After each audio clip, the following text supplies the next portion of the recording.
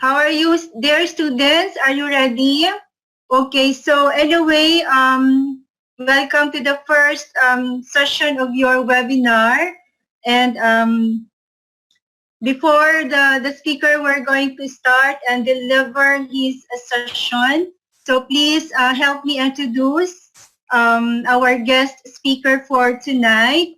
He's the Dean of the College of, he's the Dean of the American College of Dubai. And he is also one of the top 300 most influential Filipinos in the UAE. Okay, so without further much ado, class, so please help me welcome our international guest speaker, Dr. Rex Bacarra.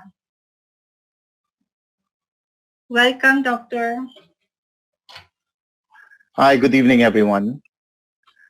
Since basically the platform, the Zoom is with me, so I'll also be the one to admit some of your classmates are probably just coming in. So from time to time, I'll probably look at the students who are basically coming in. So I can already continue. I can already start, but I might get distracted from time to time, and I hope you understand it, because I'm monitoring also the guests and the students who are still trying to be around. Now, as mentioned, I'm here to talk about CV. I'm here to talk about the resume, and I hope that is going to be helpful to each and every one of you. Let me share my screen first, and let me see. Okay, I hope that for everyone, you are free to speak. And if you have questions, you can always ask me. There are not too many of you here, so it's easier for me to monitor this.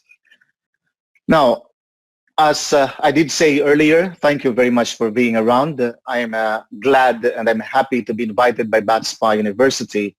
And it is always an honor to be here with you, okay, in this popular institution in Ras Al Khaimah. And as I did say earlier, there's going to be a talk on how to create a CV that matters, how to create a CV that stands out. And probably in your mind, you have questions about what's going to be the gold standard in terms of pages. What probably also is going to be the font that you're going to use when you are creating your CV. How many pages? What are the words? What's going to be the format of the CV? And many other questions that you ask as you go along in this journey of yours. Let me start first by showing to you and properly presenting to you the PowerPoint presentation. Okay, do you see what I'm seeing, guys? Just give me a second again, and then because somebody is here. Welcome again to the latecomers, but let me have this first. Okay, let me start. You know that you're not the only one listening to me, and probably you're not the only one who is also not just listening to me, but also trying to improve your knowledge. You're not just also the only one who is trying to have a competitive advantage over the others.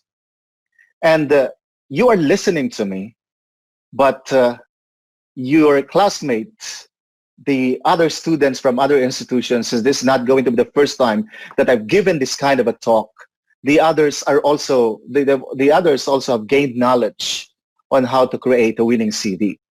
This is a very competitive environment. This is a very, very competitive scenario that you have, especially with the pandemic, especially with what is happening around.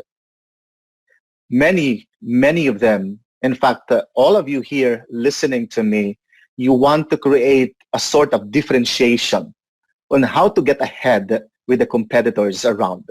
In fact, I am happy, and in fact, I'm happy with BSU University that it's able to come up with a project like this, because it gives me an idea, it assures you as students that you are going to have that kind of an advantage over the other potential employees. Remember again that many of you are going to be here in the UAE, and you will be applying for jobs. And there are probably thousands and thousands of applicants coming from different, if not different, but the same background, and also probably of the same skills that you have. And you need to understand that the very first step when you're looking for jobs is going to be that of creating a CV. As mentioned, a CV that stands out. But first, let me introduce myself. I am Dr. Rex. I'm the Dean of General Education of the American College of Dubai. This is already mentioned by Ma'am Sally. And I have a PhD in philosophy at De La Salle University in Manila. I have also, I'm going through, about to finish my PhD at King's College. And then I'm also digital faculty consultant for Europe, Middle East, and Africa. I'm the administrator for online education at the American College of Dubai as well. I'm a co-founder of the On Distinctive Design. It's a design company that I co-founded with other young guys. And I'm also an adjunct professor for MBA and also for the BBA at Amity University. And I'm an MBA faculty, also adjunct for Geneva Business School and York St. John, also a business school. I've been awarded by the government with the Kilang Bayani Award, the highest award being given to an individual, a citizen, a Filipino citizen in the UAE. I think Dr. Nino also, I'm happy to announce you that even Dr. Nino also got awarded with this. You have an individual there, one of the most important Filipinos in the UAE, Dr. Nino Dicinoria. And then I was also chosen as one of the most influential Filipinos in the Gulf by Illustrado magazine from 2016, 17, 18, 19, and of course 20. I was interviewed by Abu Dhabi TV for excellence in teaching and my contribution to the academy in the UAE. And the College Times gave me a moniker as an extraordinary inspirer for students. And Gulf News as well mentioned me as one of the favorite teachers in the Gulf. And then ABS-CBN, among the other television shows, also local Filipino television shows, gave me a moniker as idol of the students.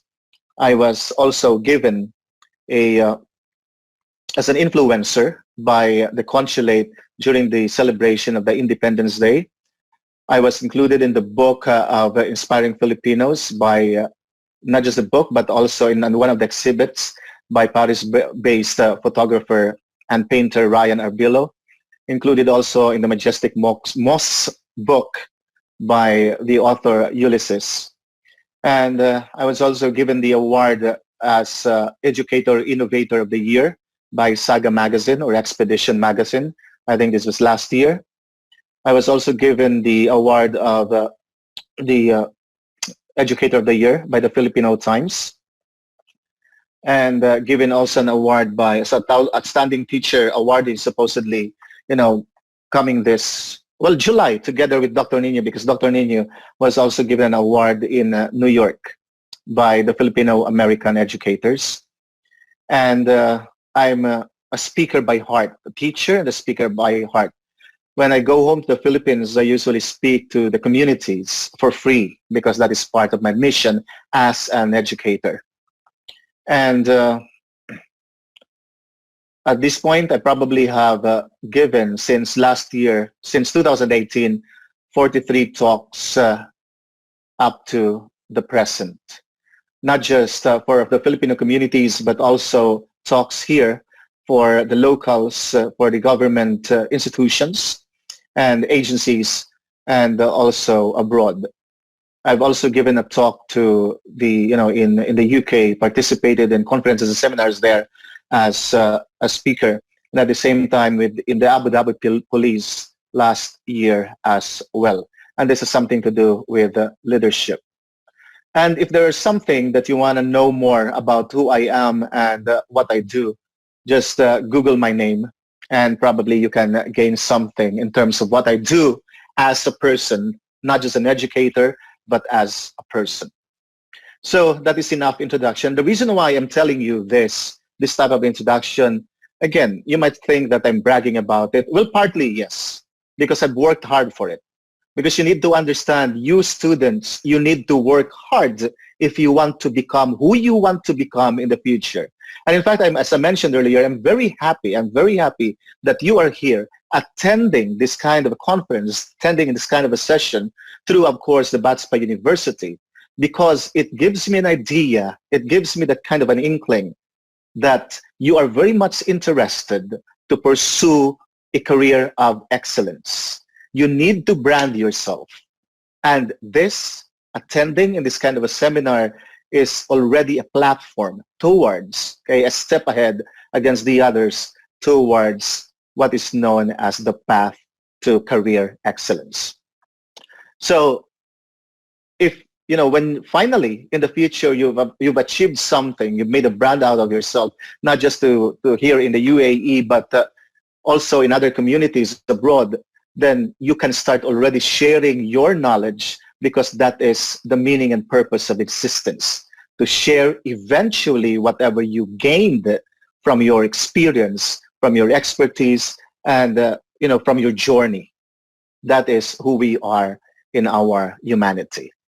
So at this point, let's discuss about the very first step in your career journey, job-seeking journey.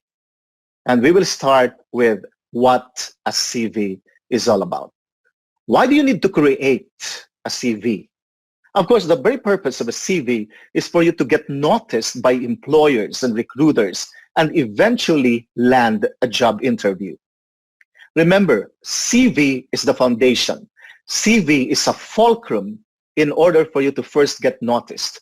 Remember what I told you earlier, wherein I mentioned that you're not the only ones trying to differentiate yourselves from the others? Remember what I mentioned to you earlier when I said that many are going to compete against you, many of them. And that is the reason why of the many applications that will land on the desk, of recruiters, of HR people, you have to make sure that you will stand out. And this is what the topic is going to be about. Now, remember also that your CV is an extension of yourself. It is going to be an extension of yourself, because that CV reflects who you are, reflects your experiences, either academic or, if you already have work, if you've done something in your life that is related to your career, then that is already going to be reflected in your CV. It is not just about what you've achieved, even in the university, or you were in high school, or, when you were in your tertiary level. It is also about what kind of skills do you have should be reflected on your CV as well. That is why I always say your CV mirrors who you are as a person. Okay. Now, before I go into the nitty-gritty of CV, and this is going to be detailed, because as I always say, you want excellence, then you have to go through the details, the nitty-gritty of the path to excellence. I don't want, as a speaker, I don't want to be half-hearted and give you something that is half-baked, because of what is the use of coming up with a session like this one. So excellence is paved with good intentions, and at the same time, it is paved with values like patience and understanding. So be patient, because eventually our desire is to equip you with a skill necessary for you to have a competitive advantage. Now, what are first the 5 worst common CV mistakes? One, of course, is in the experiences section, do not list your duties, but mention your accomplishments. Remember this, Your CV is not a job description. It is not a job description. It should not mirror, again, in hindsight, when I say in hindsight, it should not, in a very shallow perspective, it should not mirror the job description of the one that was advertised, that probably you saw on the internet and the newspaper. It should not. In fact, it should objectively, the details of which included, mention what have you done Okay, when you were in your previous companies, or probably when you were officers in your clubs, the clubs probably or organizations that you participated in Batspa University. Those are necessary. Don't give me that kind of an excuse that, you have no experience, because many of the companies, especially for the newly graduated, they will not be looking for your achievement in your career, for the positions that you've gained. They will be looking into what kind of soft skills do you have hammered by your membership in different clubs, in internships, okay, for those who went through internships. Now, the next one is spelling errors. Get your resume reviewed by your career counselor if you have one, or someone who is grammar expert. I've noticed this, and this advice is coming from somebody who has an experience in human resource.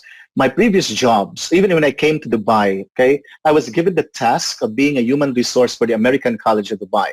And I have, okay, not just have, because even until now I continue to do so, I also had in the past gone through the different CVs, okay, coming, of course, from the applicants. And I noticed that the most common mistake is the spelling. You might think that, but doctor, it's just the spelling. Everybody commits a mistake, especially here in the Arab world, wherein wrong spelling is normal. But the point is here, I'll have to go back to my initial argument that you need to be different. You need to be a cut above the rest. And you need to have that, as I always say again, a differentiation against the others. The next one is going to be that of ignoring job relevance. Remember, it only takes 6 seconds for an HR director, for a recruiting person to scan your resume. 6 seconds. And that is why you need to prioritize already the most relevant one. Okay? Prioritize the most important one on your CV. I'll be discussing this as we go along, what is known as the chronological order of your CV. For those who are just graduating, there is what we call as internship or residency, and this will matter the most for the recruiter. Ignoring unpaid experience. I've probably heard this many times among students. The students would always say that, well, if it's not paid, then it doesn't matter. But hey, what is important in internship, okay, those clubs and organizations that probably you're hesitant to participate in or be a member of is the honing of your skill and talent. That is why I said that you need to be patient. You've got to have the values of grit, of patience, and perseverance, because it's true that somehow you need to compromise at this stage the payment in exchange of the experience. You're young. There's, your journey is going to be long in terms of career development and career enrichment. At this point, you need to be practical. What matters is the experience. So that if there are internships or probably jobs wherein they are not able to pay you for some reason and you think that they can help your career, grab it. Grab that job. As I said, what is important is going to be that experience.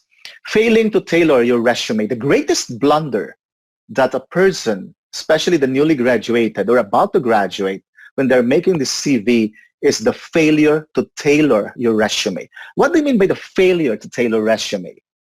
Okay, look, and I will be explaining this lengthily as we go along later on, okay, that in the advertisement, in the advert of the company, you need to make sure that what you put on your CV somehow mirrors the keywords or phrases of the advert. And I'll be explaining that a little later. Okay, I'm just giving to you this at least 5 tips on the most common mistakes that you do or most applicants do when they are applying or creating the CV in their application for jobs. Using the same resume for every positions you're interested in is just plain laziness. I've heard this many times. Okay, some of you would always say, well, I'm desperate for a job. Okay, I need to have a job. And since I'm desperate, I will just have to forward my one resume, singular resume, to all the companies in the internet. And probably 1 out of 100 or probably 1 out of 300 or 500 will have to call me. You're playing it by chance. Blaise Pascal calls it as the wager. You wage. But you see, there is a shortcut to it. It takes a lot of effort, but if you are very much interested at a particular company, then you have to make sure that your resume is tailor-fitted to the requirements of that company. In other words, do not send the same resume to all the companies that you are interested in. Recruiters look for clear work ethics, ability to solve problems or issues independently, and culture fit. I'm giving to you the mindset. I'm filling in the shoes of the recruiters. And if I am the recruiter, and usually, okay, when I was still in the HR, I looked into these three: clear work ethics, and it should be reflected on the CV, ability to solve problems independently. What do you mean by clear work ethics? You must mention the kind of discipline that you have as a person. When I say mention your discipline, okay, be objective. What do I mean by being objective? You have to mention that you are a person. Let us say, for example, me as a professor. I usually mention in my resume that I am a person who is never late in the class. I am known in my college, okay, in other universities that I teach as well, as a professor who is never late in the class, even on the very first day of the semester. Okay? And the reason for that is discipline, okay, that I have a very good work ethics. Ability to solve problem independently. And this is the reason why for you students, you need to make sure that part of your journey as a student is not just to be a member of the organization, but also to have key roles in the organization. Because when you have key roles in your organizations or in clubs, okay, or whatever civic activities or communities or organizations that you're a member of in the community outside of BSU, then as a recruiter, it gives me an idea that you're a person who is able to decide. Mention that in your CV as well, that you have this kind of a position, okay, in an organization that you are a member of, because for me, psychologically, it gives me that impression. In fact, when this is going to be the interview, not anymore in CV, one of the questions that I usually ask when I'm interviewing a faculty, at least in my college, is I give them a scenario. And that scenario, which I'm not going to tell you at this point because that is not the topic, I'm making this as a shortcut, is a scenario wherein that person will have to decide, and the decision of that person, the potential employee, will gauge and will give me an idea whether that person is an independent thinker or a person who follows the team, whether a follower or a leader. Number 2 zeroes in on that.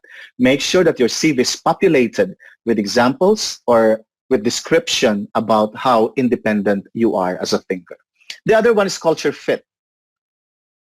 You know, when I usually give trainings and conferences to companies, I ask this question, not just a question, but as a matter of fact, I always say that there are brilliant employees, but if they don't fit culturally, if they serve as annoyances to the company, then it is better in the long run, okay, to make sure that the person is not going to be in the team. I'm saying that rather kindly, but I've noticed, in fact, many of my students in my class, I would always say, you need to participate in group activities. If there are class activities, okay, you need to participate. You need to know how to compromise. You need to know how to be with a team, precisely because the industry, the companies are populated and run by teams, by people who are flexible, okay, who are flexible because they belong to a team. No matter how brilliant you are, if you do not know how to be with people, if you do not know how to resolve problems with a team, then you are not culturally fit. And that is not good for the company. And that is also not good for you as an employee. Now, if you have this kind of qualifications, this precede your knowledge. As I said, no matter how brilliant you are, if you don't have these qualities, usually these soft skills, then probably you land a job, but eventually they will see through you, and then they will have to take a hard decision against you. If the three skills are ticked, even if you have a slight deficiency on a technical skill, then it matters not as long as the person is willing to learn, because you can be trained. Remember, develop your soft skills. The soft skills must be written on your CV, because if I am the recruiter, okay, your grades, they are just going to be secondary. They're just going to be secondary. They are important, but in our experience and in my study on CV creation and interviewing human resource persons and interviewing CEOs as well as owners of companies, in the long run, what will matter is your flexibility, your character as a person. If you lack a certain skill, then they are willing to train you precisely because what matters is you. This is why it is a must that students undergo trainings, participate in organizations and clubs, and you have internship. Because what they do, they mold the relational aspect, your relational aspect. Another important thing is basically the creation, of course, of LinkedIn. Okay, have a website. I'll be reiterating this as I go along. Make sure that you prop up, okay, that your social media is healthy. Number one that they do, the recruiters do, is look into your CV, but before they jump into interviewing you, if they like your CV, they will have to look first into your LinkedIn account. That is why for those who don't have LinkedIn accounts, the professional account, make sure that you already make one after this session of ours. Okay. Next one. You might probably be asking, what's the difference between a CV and a resume? A CV is curriculum vitae. It's Latin, which means it's a course of life. Okay, meaning to say it's the entirety of your life. But it is not just about your life. It's going also to be your professional life, your career life. And that is going, and that should also already give you the idea that a CV is a more detailed presentation of your professional life than a resume. Resume is French. Okay, it is French. And it means just a summary. Okay, and when you say a summary, of course, you know what it is. It's going to be less detailed than CV. In Canada and the United States, if you're applying for jobs in those countries, let us say that you want to migrate and you want to go to those countries and you're applying jobs there, or probably let us say that you have companies here in the UAE that you're interested in, but they're owned by the Americans or Canadians, then you need to make a resume. But if you're applying for educational institutions, for example, even if they are owned by Americans or Canadians, you need to have a CV. Remember that, okay? It depends on, again, it depends on the country of origin, it depends on where you are, and at the same time, it depends on the industry. On a CV, you will find contact information, experience in detail, education, courses taken, published work, awards, and then the list could go on. For a resume, the maximum is 2, okay, 1 or 2 pages. It's concise, it shows your skills, tailored fit for the job, and of course, it includes numerical information. This is very important. Why did I say numerical information? Precisely because at this point, and I will have to say this in passing, okay, that many of the huge companies, not just here in the UAE, but in other countries as well, they are using what is known as an ATS, an applicant tracking system. It is a software that many of the huge companies use to aid the human resource person in selecting the potential employee. Because remember, the more popular companies are, the more applicants they will have. And that is the reason why, to lessen on the cost of recruiters, they will have to buy a software, and that software is popularly known in the industry as the applicant tracking system. Okay? The applicant tracking system goes into the numerical aspect of your CV, And that is why I mentioned there numerical information and, of course, at the same time, words and phrases. This is the reason why on your CV, you should have both numbers and words. Again, I'll delve into the details on how to do it with examples as we go along. But whether it is CV or whether it's resume, here are the core information or aspects that you need to include. Contact information, education, summary objective, skills, of course, hobbies, and among the others. By the way, classmates, after this talk, probably just give me an hour, I will be giving a copy of this to Dr. Nino or probably to Ma'am Sally or to Jeffrey, and this is going to be given to you, okay?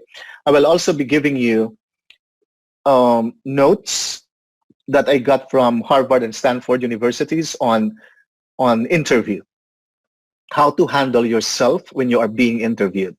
Because this is the first step, creating the CV.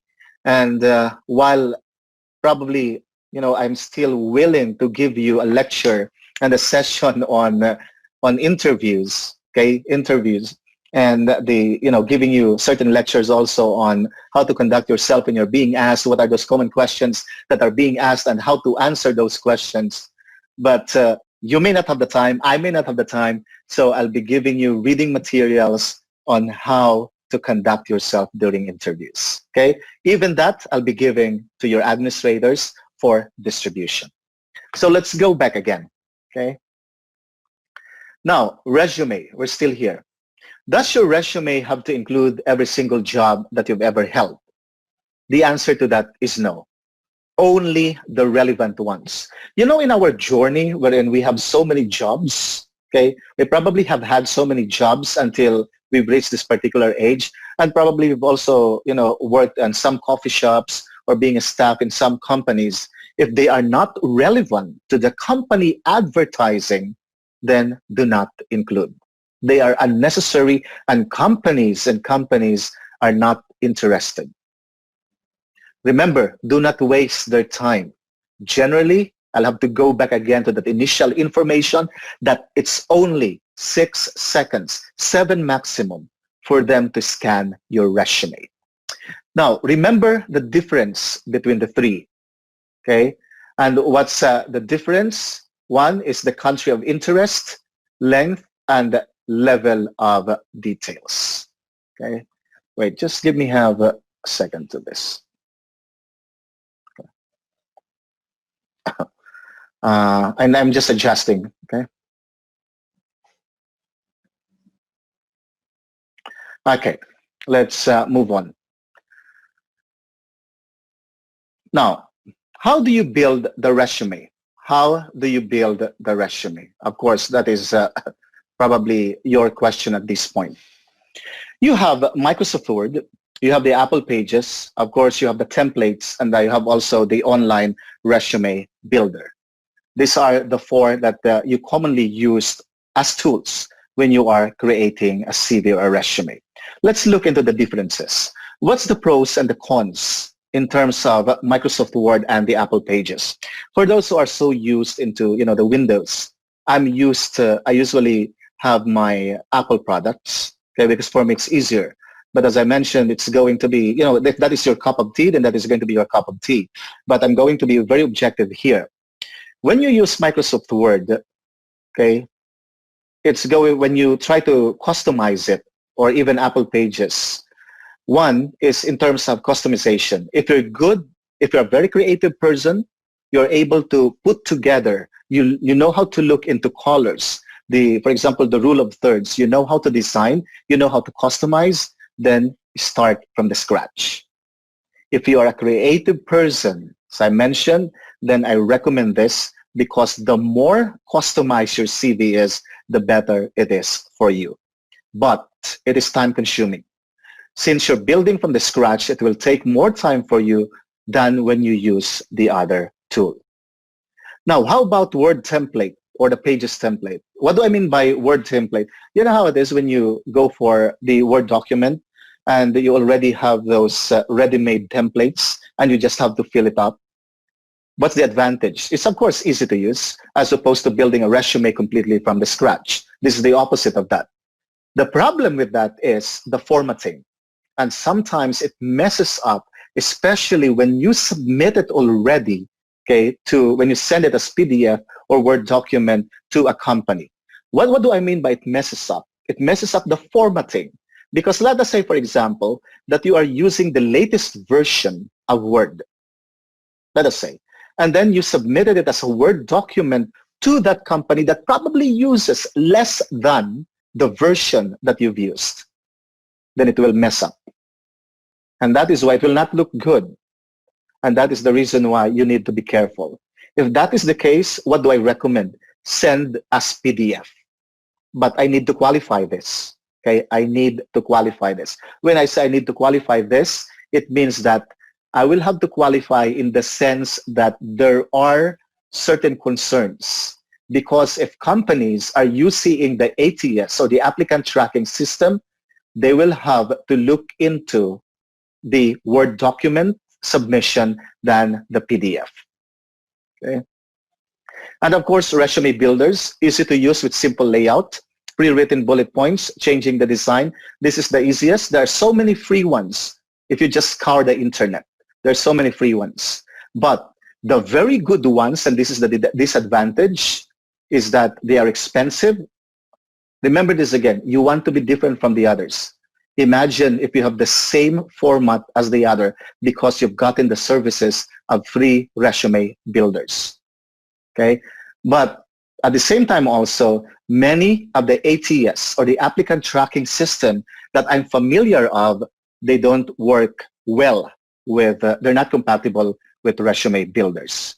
But this has gotten popularity, right? It has become more popular today. So just in case you're using resume builders, here are the best one. Best paid resume builder for 2020. It's Resume Genius. Just probably Google it. You have the best free resume builder, resume.com. Easiest to use, SpotSource Resume. Best website, of course, Visual CV. Best iOS, okay, Resume. Best Android, CV Engineer. And most free templates, you have Resume Builder application. There are so many aside from these ones. But what I'm giving you are just some of which I've researched to be the best. Some are paid, some are not. Some will give you probably a month of free use. Some will give you probably, after 3 months, then you have to pay. Some will give you the trackers, meaning to say that you have this kind of a software embedded on your resume wherein you can track whether the recruiter opened the resume or not. Okay? Because sometimes, you keep on waiting. You submitted your CV, you keep on waiting. You don't even know whether the recruiter already opened your CV. Okay? Some resumes, you're able to do that, have a kind of a software embedded on your CV. Now, another question that you probably are going to ask is this: Doctor, what about traditional CV or a designer resume? Okay. First, let's go into what's a traditional resume and what's a designer resume. Here, traditional resume is single or double columns, and then you have black and white and a simple format. I'm going to give you a tip. The huge companies, the big companies, the most successful ones are generally traditional. How about designer resume? This has gotten popular today. What do I mean gotten popular today? It means that, especially in the UAE, by the way, because the UAE nurtures creativity and innovation. This is either custom made by using tools like Illustrator or any other relevant tools, or probably a resume builder. Now, when to use a designer resume? Small to medium-sized companies, companies that are into graphics, companies, okay, that are into creativity. If it is a design company, then use this because it has something to do with culture fit. A trendy company would want also a trendy CV or a designer resume. Now, traditional industries have their standards that they tend to uphold. What do I mean by that? Okay, it only means that they are very traditional.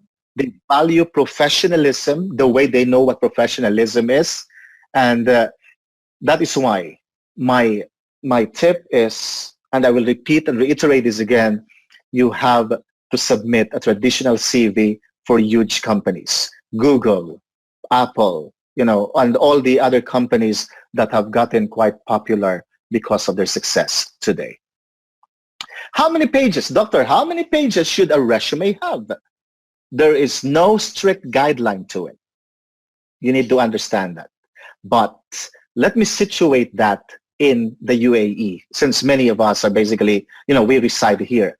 So based on our observation and survey and, the kind of information that we have in the UAE, how many pages do we need when we write a CV? The best practice, if you're a student, of course, 2 years of experience and 1 page maximum. You don't have plenty of experiences. What do you need to write? Okay, 2 to 5 years of experiences, 1 to 2 pages, depending on how rich the experience is. But look at it as classmates. Okay, let me refer to you as classmates, students. Remember that, and I've experienced this many times. Many of you have the tendency to gloss over your CVs. Meaning to say that you add something to your CV which probably you haven't experienced yet. For example, a job, okay? You keep on adding something to it even if you didn't have that job, not yet within your experience. And probably you can get away with it, okay? Probably you can get away with it. But the reason why, okay, I'm not recommending that is, one, it's unethical, okay? It's unethical. Second one is, in my experience, I have friends and even those that I mentored wherein they lied, added something on their CV wherein they actually got caught. They were caught doing it. So, it's going to be your choice. But as a professor, I do not recommend it. And the companies usually see through you because eventually you might survive for a month or two. But remember this, okay? Generally, they discover that you don't have that kind of an experience. And if the company is traditional, a huge company, they usually call the company that you claimed you have an experience with or a part of. And if they answer that they don't know you and you're very much interested in that company, then that's going to be a negative aspect. Now, for those who already have experiences, of course, maximum 2 pages. I'm talking here of resume. I'll have to go back again to what I said earlier. If you are a teacher, okay, or if you're applying to an academic institution, then you have to opt for CV or curriculum vitae. Now, the 1-page resume in the UAE is the gold standard, okay, the gold standard. Remember also that sociologically, UAE is young. And UAE pushes for creativity and innovation. And that is why this kind of a format has gotten popular. Okay. Probably you'll say that, but doctor, you just mentioned that, we have all these companies, the huge one, and you want us to submit traditional CV.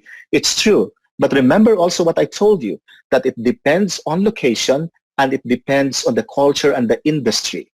And it's also true that in the UAE, many of the CVs being preferred by the companies and prepared by the potential employees like you are, the CV is going to be 1 to 2 pages. And the reason for that, it's easy to handle. If you're submitting it physically, then there's no need for it to be stapled. It's easier to skim. And of course, when it is formatted rightly, then it can actually be enjoyable to read than a very boring long CV. What's the pros and the cons? Okay. Of this kind of a CV, it paints a CV, okay? It paints a complete picture of who you are. I'm talking here of a longer CV. It shows all your experiences, explains gaps in your experiences. You also are able to incorporate your hobbies. But of course, what is the disadvantage? Longer. And sometimes they can be cluttered. What do I mean by they can be cluttered? Meaning to say you have the tendency to put all the information in the CV, and this information are not needed on your CV. They're not even, they're not even, they don't even affect, or probably they're not interested, the recruiting companies. And some recruiters will not look at resumes that are longer than 1 page. Exception, I will repeat this for the last time. 10 years of experience, and have many relevant jobs to include. If you've worked for Apple, for Pepsi, for Google, for Tesla, or any companies, for Imar, for example, here in the UAE, all those in graphic design, for example, those the most popular ones, then you would want to mention those in your CV. The reason for that, because it gives an impression that you are a person that is important, that you're a person that is ahead of the competitors. Now, what's the right font? What's the right font? Look, font is very important. And probably you're thinking, any fonts would do. Of course not. Okay, not all fonts are appropriate in writing CV or in typing, the one that you use for creating a CV. Look, let's go into font analysis, okay, just for fun.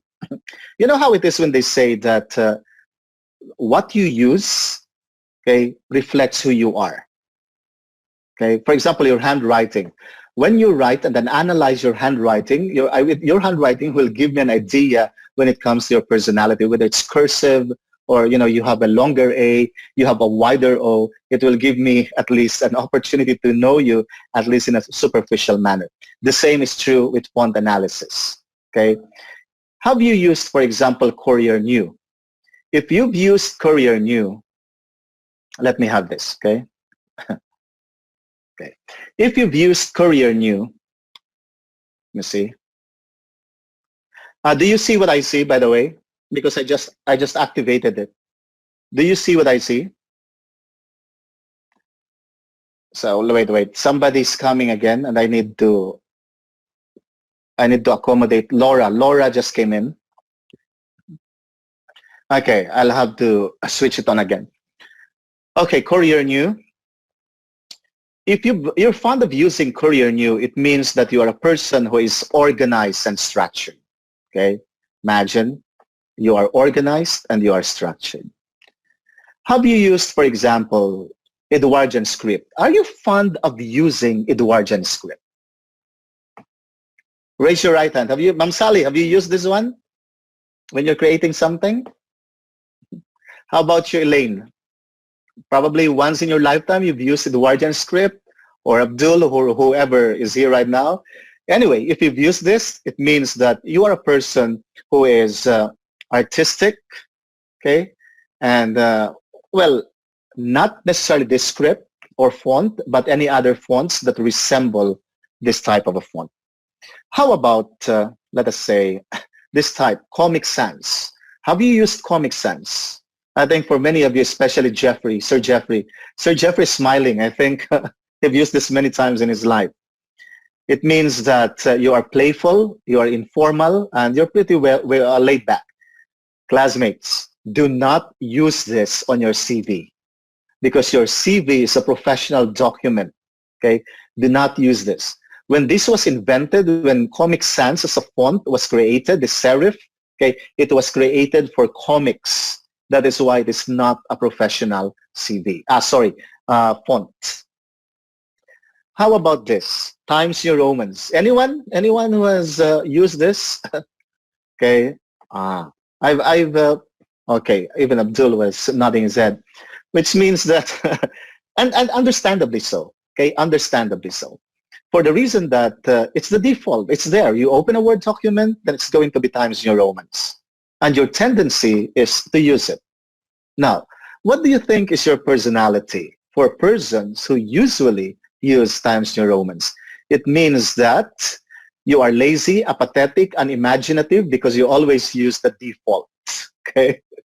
Now, of course, I'm exaggerating it, but what I'm trying to say here is make sure, especially when you're creating a designer CV, okay, that you explore the different types of fonts.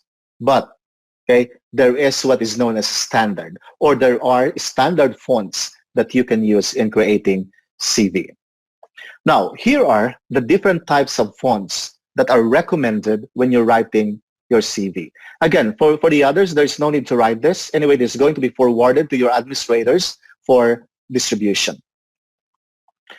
Now, what's the right font? 22 most recommended fonts for CV. You have Times New Romans, you have Verdana, you have Calibri, you have Arial, Helvetica New, Helvetica, Trebuchet MS. All of this, if you notice, they are clean fonts.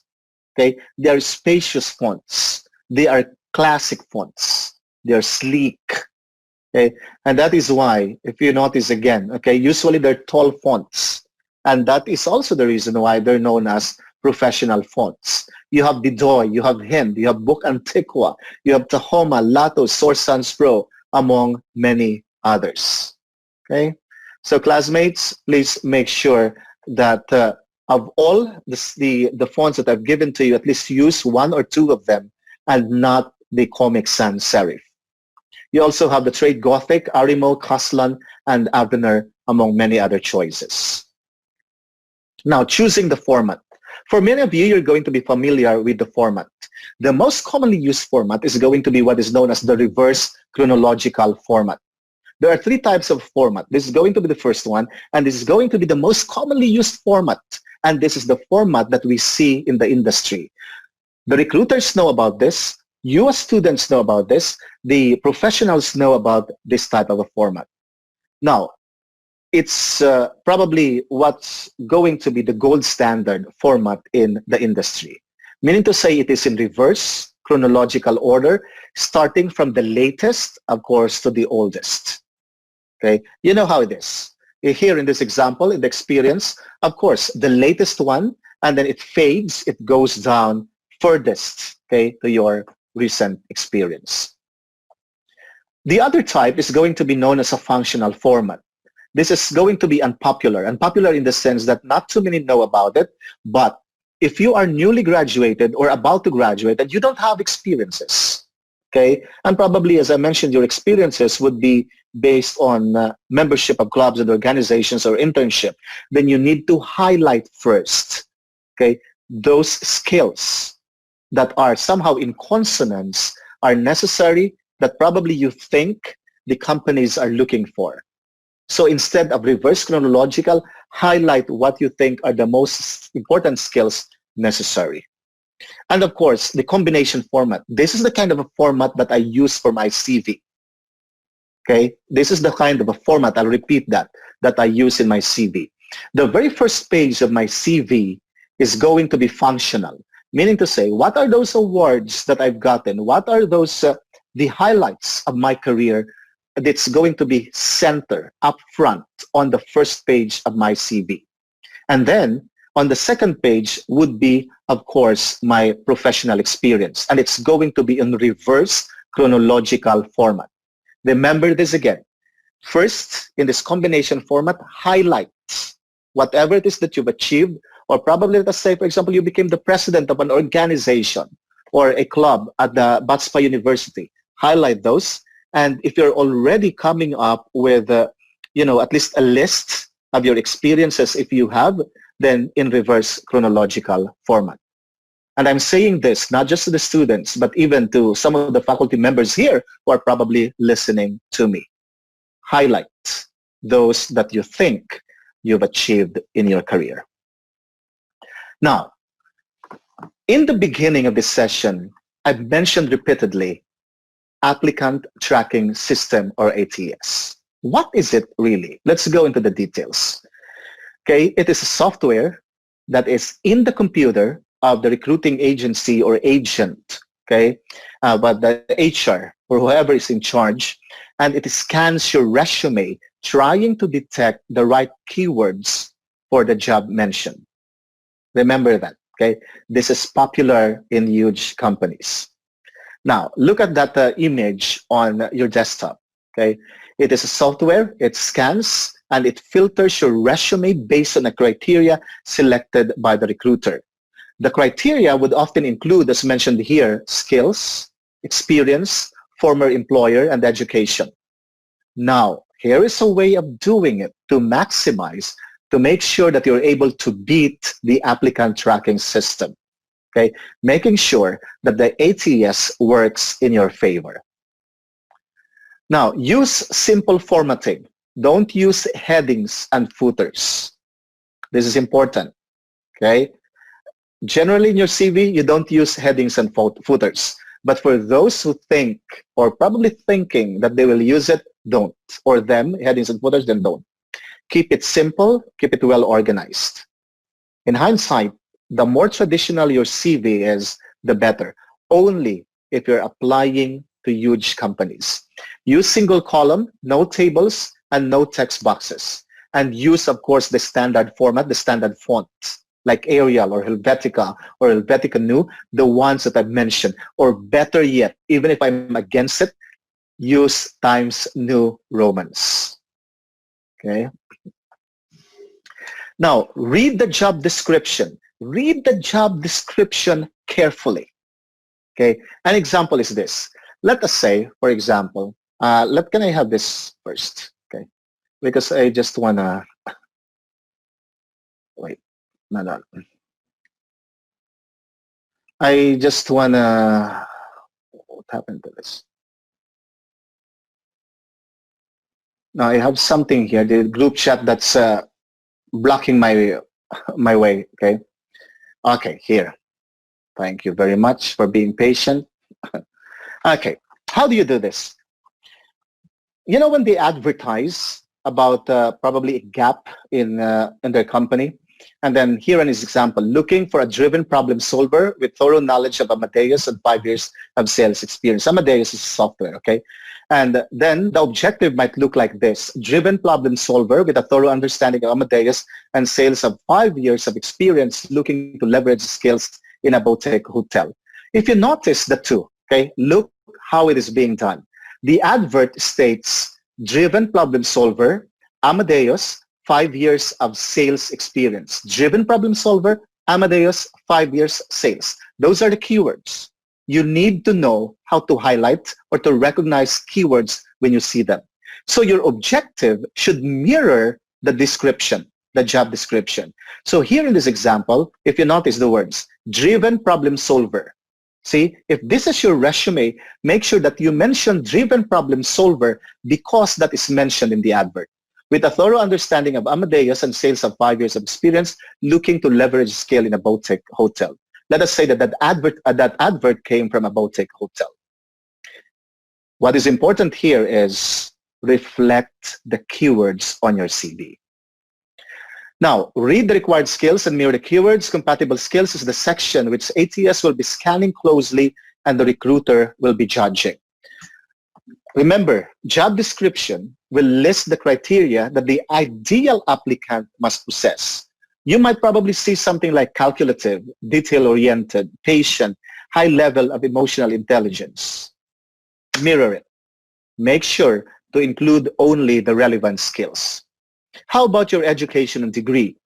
The ATS, based on our research, will most definitely look at your education. And when I say look into your education, you might be thinking, but doctor, isn't it redundant? Of course, we'll be putting there, okay, our education. Okay, it's normal. You do it. Yes, but you might be missing a point. That the main information to be there, of course, is going to be the degree type, major and minor. State that you graduated and the year of graduation. Okay, make sure that you have those information, not just the degree and not just your major. And numbers. This is in relation to the earlier slide. What do I mean by that? That it's going to be a combination of words and numbers because ATS loves numbers. The tracking system, it has a romantic relationship with numbers. Okay? Education and professional experiences are two sections where you can perfectly insert some numerical symbols. For example, okay, here, it is incorrect when you say driven sales manager who met and exceeded quota with all 4 quarters. If you notice, there are no numbers there. There are no numerical equivalent. And if you notice the correct one, you will see numbers there. So what is the tip? Combination of both words and numbers. Here is how it works as an example. Let us say, okay, that I am the recruiter, and in the job advertisement, whatever keywords or phrases I put in the job advertisement, I will also key in the applicant tracking system. And when you submit to me, okay, your resume, then I will just have to, on software, of course, when I say submit, okay, you have to submit through, soft copy, and then it will go through the system, and the applicant tracking system will filter based on the keywords. For example, I will just have to look into, let us say, account, finance. I will click it, and then if your CV or resume has those words, then that is going to be the initial step. Initial step for me to see and to realize that you fit, that you have the qualifications I need for your company. Remember, again, for everyone, this is the foundation. This is the first step. And that is why having a pattern, okay, fitting it according to what is required is necessary.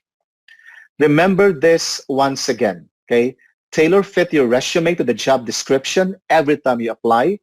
Optimize for ATS search, matching your resume keywords, okay? Use both the long form and acronym version of keywords.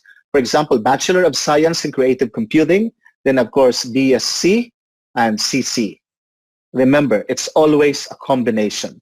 Don't even think that I'm making this up. Okay, it is a byproduct of me being a human resource person and at the same time research.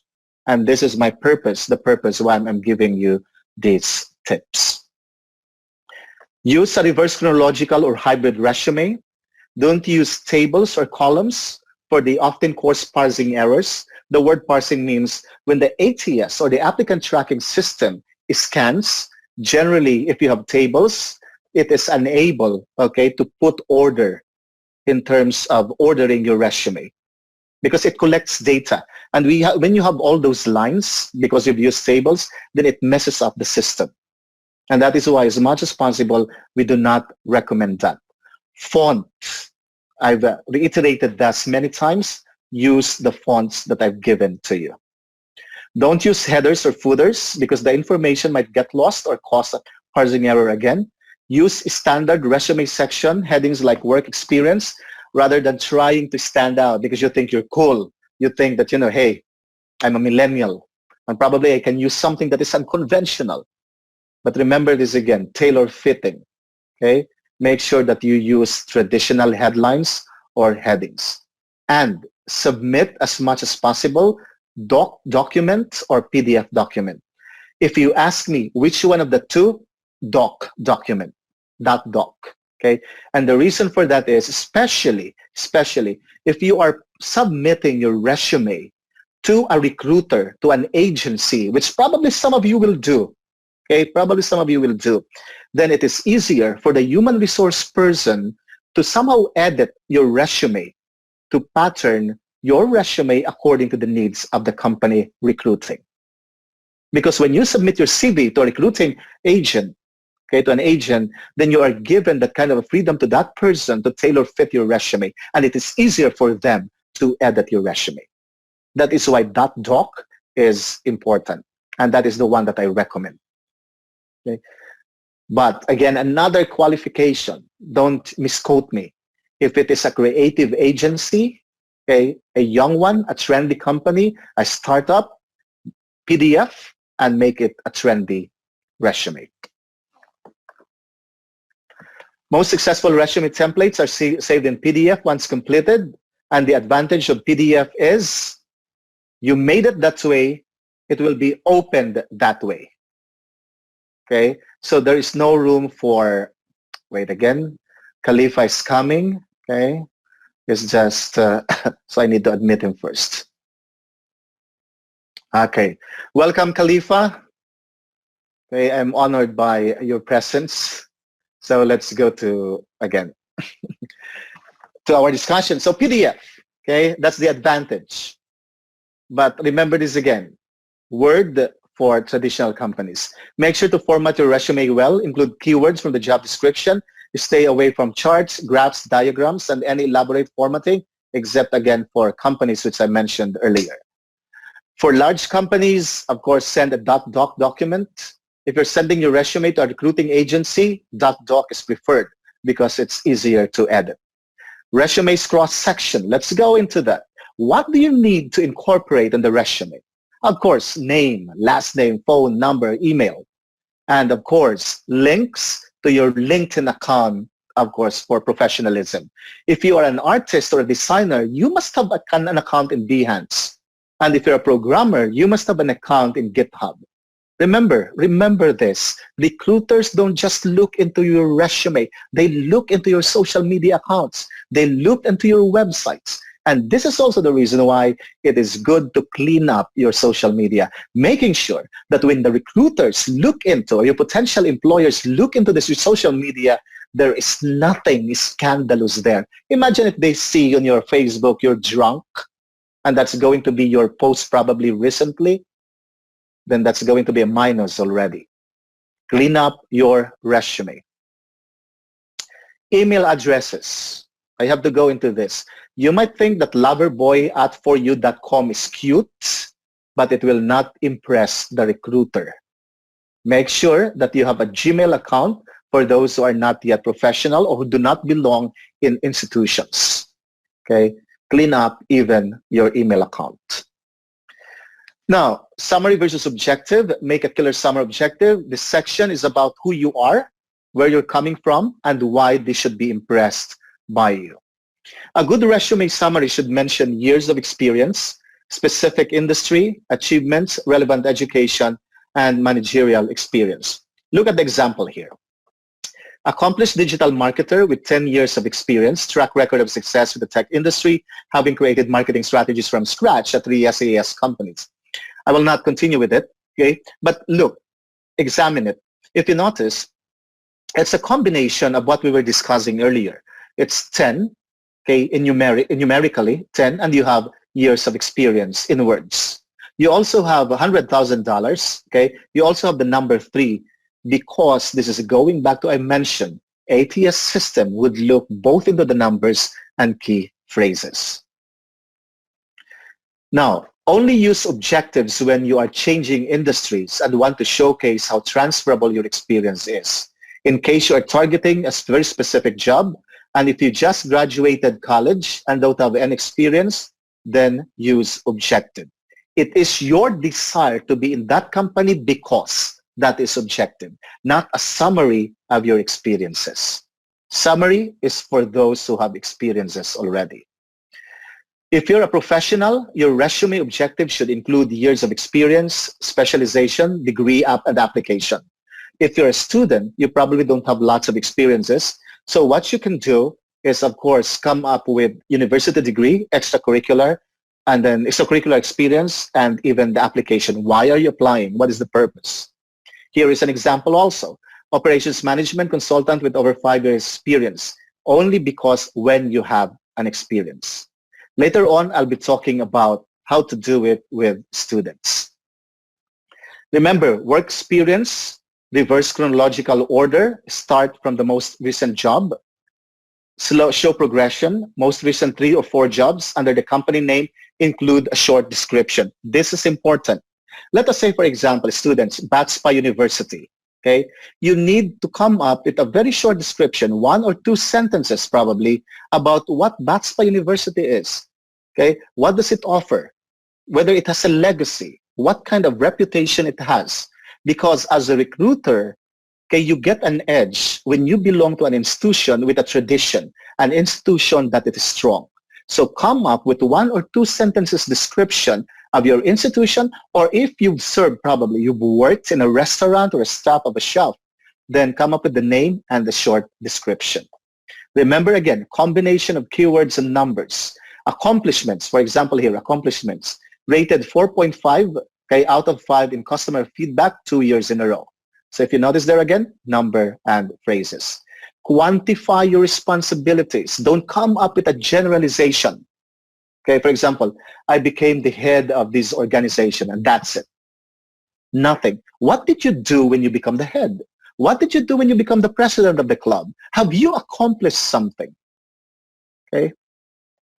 Example, restaurant manager, September 2017 to April 2020. That's the experience.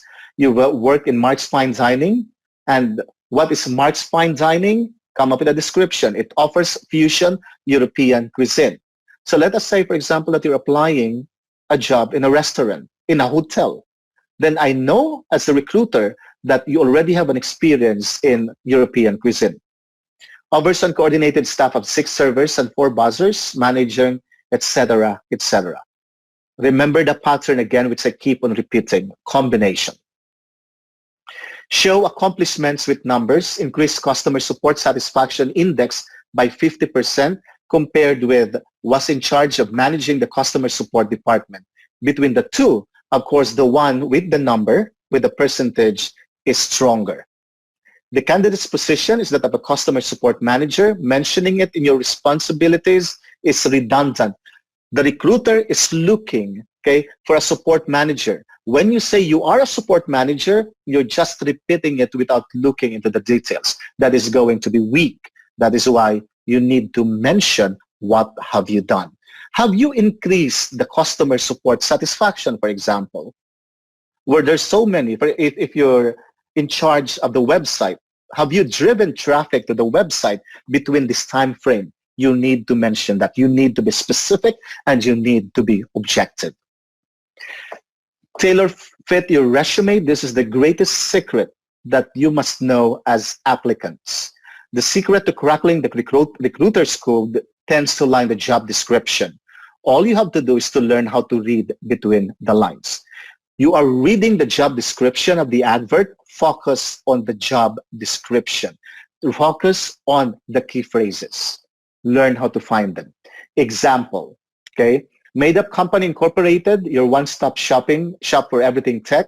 Look at the essential responsibilities and look at the skills and qualification. Okay? The successful candidate will be in charge with dealing with both new and old clients, identifying and qualifying leads, getting out 100 plus calls to warm leads on a daily basis. If I am looking at this now, I will realize that, hey, if you notice, it puts there 100 plus calls, okay, which means that it's, again, a combination of numbers and words.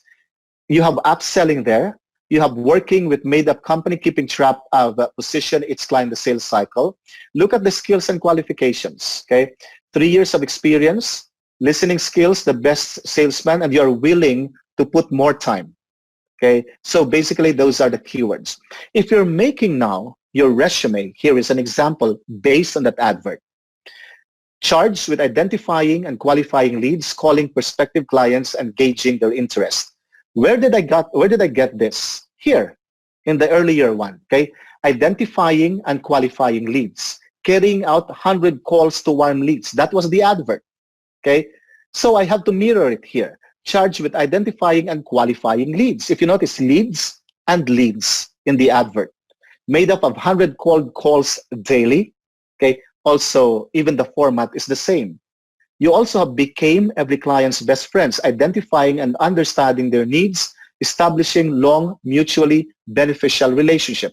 If you notice that establishing long, mutually beneficial relationship comes from willing to put more time, and that is shown in the advert.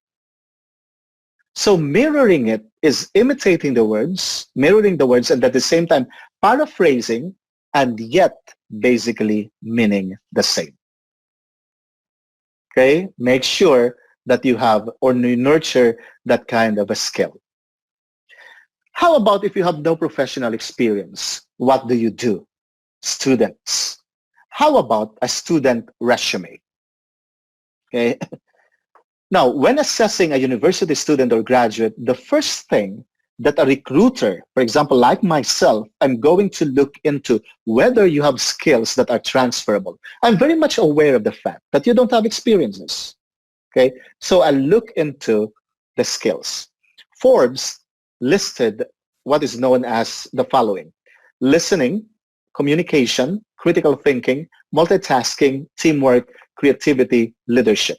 These are the skills that are transferable, meaning to say the skills that are being looked into, interested in by the recruiters and by the potential employers. So make sure that when you create your CV, you have all these keywords put into the pages of your resume. When it comes to creating a student resume, you want to nail 2 sections: work experience and extracurricular activities. Remember those, okay? Employers tend to prefer candidates with at least some work experiences with an internship. I'm presupposing, okay, that some of you, or probably many of you, have work experiences, not career, professional work experiences, but somehow student work experiences, or if not, internships. And those will give us, recruiters, an idea whether you have transferable skills. If you work at a restaurant, I know as a recruiter that you are able to handle a high-pressure environment. So I know where to put you, okay, in my company. Do you understand it? Even if you think that your job is not relevant, but the companies are not at this point looking for a totally fluid relationship between you and the advert, or what we're looking for. What we're, again, looking for as you being the student is how transferable your skill is. Pressure in that example. Are you able to withstand pressure? I will know it because of your experience in a restaurant wherein you attend to the needs of demanding customers. Now, if college were a real-life simulation, extracurricular activities would be your simulated career. That is why when BATSPA University asks you, if it asks you to be a member of certain organizations, at least, okay, be active. If it asks you, if it pushes you to go into the different activities in your communities, be active, volunteer. If there are volunteering efforts through your university or in your communities, be active.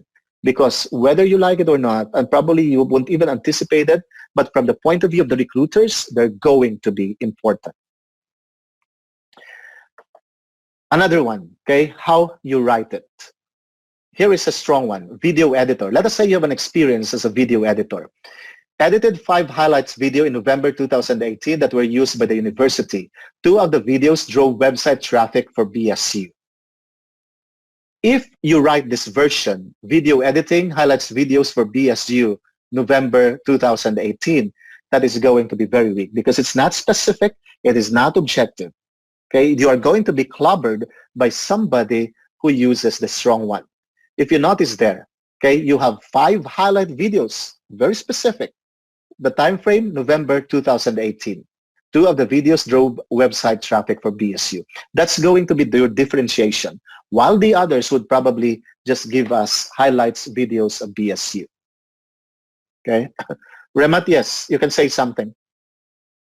You want to ask something? You've raised your hand. You can switch on your microphone.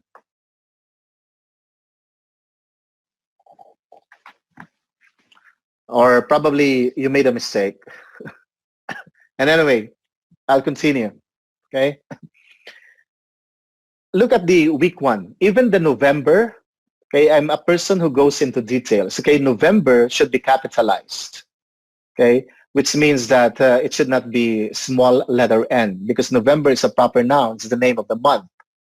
So if I am that kind of a recruiter who goes into specific, this is already going to be a minus to you. What is it that I'm telling you here? Make sure that everything is perfect or near perfect. Okay. Now, if you've done an internship, it's a lot easier to find a professional job. List internships as work experiences in a reverse chronological order. Remember the example again. Work 60 hours a week as a server during summer holidays to pay for school. That's stronger than when you say, my family paid for my university and I've never really worked a day in my life. Of course, the other one is exaggerated, but you get the drift. You know what I'm trying to say. Resume example, another one. Let me, just push again this kind of a format. Work 20 to 30 hours, combination of number and phrases, interacted with 30 plus customers, very specific. Even the dates, if you notice, they are spelled out and at the same time also with numbers. Extracurricular activities, it's a fact, okay? They are good for your resumes. I cannot say that enough. In fact, I will always hammer that down to you. Volunteer, volunteer, volunteer as students. They are simulations of professional jobs. You go to meetings, you go to organizations, attend events, seminars, and conferences. Okay? Come up with a portfolio and then mention also your skill. You have a Photoshop skill, mention it. Illustrator, Excel, mention all of them. And also make sure that the level of expertise is put there, whether it is going to be beginner, it's intermediate, or basically an expert. Internship resume, for example, if you're looking for internship jobs, here are the 5 steps that you need to follow. Introduce yourself right away. This is what you want. These are your qualifications. Don't come up with very long introduction. Boast, okay, why you think you are a perfect fit for that particular job. It has to be, okay, in the key information in your objective, 2 to 3 sentences, must be clear and concise, must explain clearly what your experience and education is, and of course should contain keywords. For example, 4th year BA in Business and Management, BATSPA University, highly self-motivated and deeply analytical. I look to leverage my experience and education as the stock market intern at company Y. See, if you notice, very short, but all the necessary information is there. Showcase your most relevant course. Don't forget this for you students. Even if it is not internship, even if you're actually really applying for a job, and since you lack experience, make sure that you put there, okay, you write down there the courses or the subjects that are most relevant to the job that you're applying for, okay? Include your grades, whether it is, but make sure again, okay, that when you put your grade, it should be B or A, not lower than B, okay? Include your overall GPA if it is higher than the average. For example, okay, don't want to go into that. For example here, relevant courses, economics and stock market risk analysis. Let us say that you have a course like that, okay? This course explores the history of the stock market from the 1930s till today, focusing on specific patterns of soaring stocks and significant dips. It entails a great deal of research where 2,000 words analytical essay is submitted on a weekly basis. Why is it necessary to do that? Precisely because it is related as seen on the advertisement of the company. Where do you get this information? From the syllabus, okay, of that particular subject. And if you have a very good grade, then include it. This will compensate for your lack of experience. Okay. Tailor fit your internship resume. Again, use the recruiter's favorite words, read the job description, and carefully insert the words.